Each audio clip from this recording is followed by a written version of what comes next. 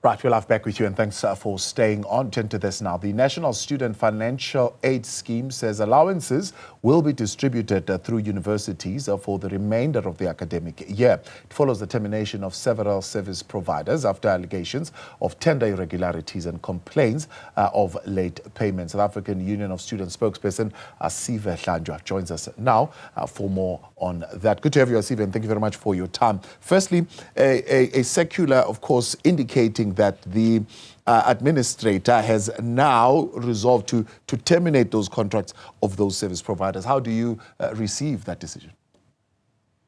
Good evening, Butabo, to you, your viewers, and your listeners, and thank you for having us this evening. Look, Butabo, we welcome absolutely emphatically the termination and the ultimate termination and the final termination of the service providers, which we had said and contended from the beginning that not only did they not possess the requisite capacity to carry out their mandates towards the poor and the working class, but that in fact they were corrupt and that they were appointed illegally. Obviously, we had contended this for a while, at times falling on deaf ears, but after an independent report, an investigation had been done and vindicated ourselves, and the recommendation subsequently of the report was that they be terminated.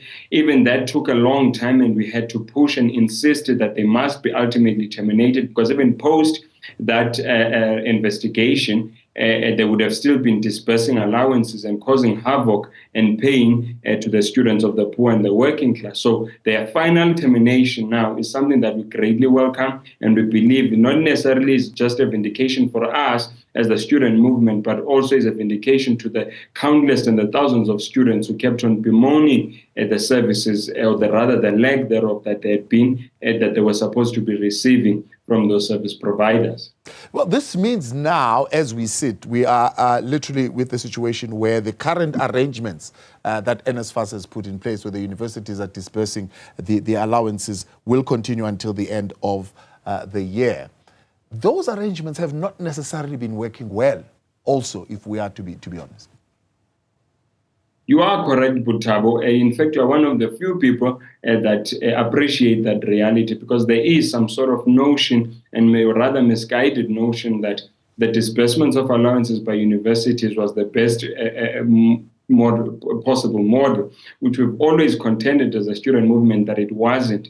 You see, and I probably should say we welcome as a compromise the fact that allowances will not be distributed through institutions. I say as a compromise precisely based on what you have mentioned, that it was never our preferred method that institutions or any other middlemen be involved in the dispersion of allowances. As far as we are concerned, we have always maintained that allowances must come directly from NSFAS to the students, and we must cut out middlemen for many reasons. The first one was to minimize the cost of the disbursements, which ultimately at times has to be carried by the students, as we saw with the criminal service providers, number one. Number two, we wanted to minimize corruption, as you would have seen, for instance, in the case of Mani a few years ago in Wusu, where we know for a fact, as it had been happening even before, that these service providers, they were working with institutions, with university officials and some NSFAS officials to siphon money out of the system because they were in middlemen. Some of them had been claiming for students that did not exist. The SIU report, for instance, would have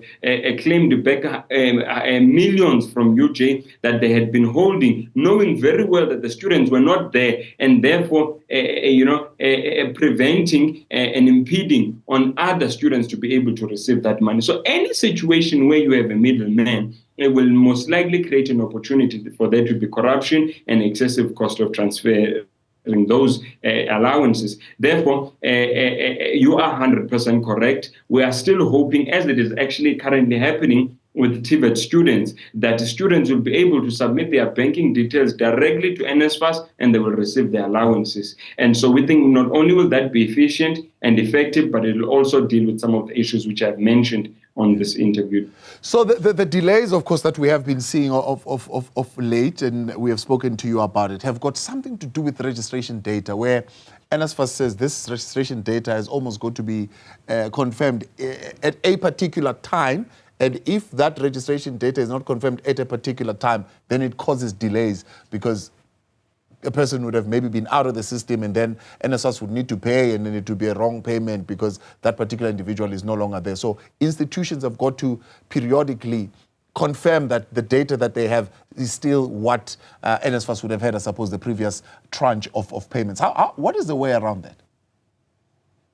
Look, that argument in itself is a little bit flimsy and almost silly, really, to be quite honest with you, Thabo, because a few things. Before we had the direct payment system, which we've already alluded what were our feelings towards that, there was not necessarily these challenges. Students had been receiving their allowances timeously every month without any hassles. This issue of the verification of registration data suddenly comes up now, and we appreciate that obviously to an extent. There were institutions that had been struggling based on what could have been incompetent channels and between themselves and NSFAS, such that they could not be able to verify adequately and on time that registration data. But to a larger extent, there were institutions that were actively sabotaging that payment system because of the monies that they accrue when they are the ones that are the middlemen. So they deliberately withheld that registration. And I've been on this platform, for instance, many a times contending that, and there's not a single institution that has to date argued otherwise. So there have been institutions that have been deliberately withholding data. Number two. Number three, you see, you can't verify your beneficiaries every month. It does not make sense. You are bound to have backlogs and you are bound to collapse the system if you do that.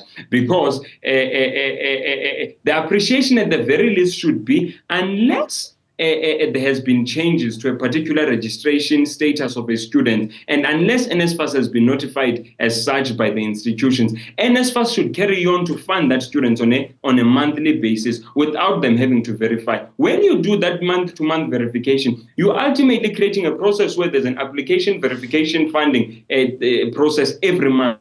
And there is no way you are going to get that correctly. Imagine a situation where all SASA beneficiaries every month had to be verified, or they almost had to prove that they should be beneficiaries. You'll collapse the system completely. So we are saying NSFAS must commit to funding all its beneficiaries whom are registered in the beginning of the year up until the end of the year. And unless the institution indicates otherwise, that this particular student is no longer, then NSFAS must begin a process of a reconciliation process. But we don't want a situation where NSFAS every month they are pretending as if they do not know who their beneficiaries are. It is irresponsible, it is incompetent, and quite frankly, it is an attack on the livelihoods of the poor and the working class, who end up having no accommodation, no food, and unable to participate adequately in teaching and learning because of such a silly considerations, if you like.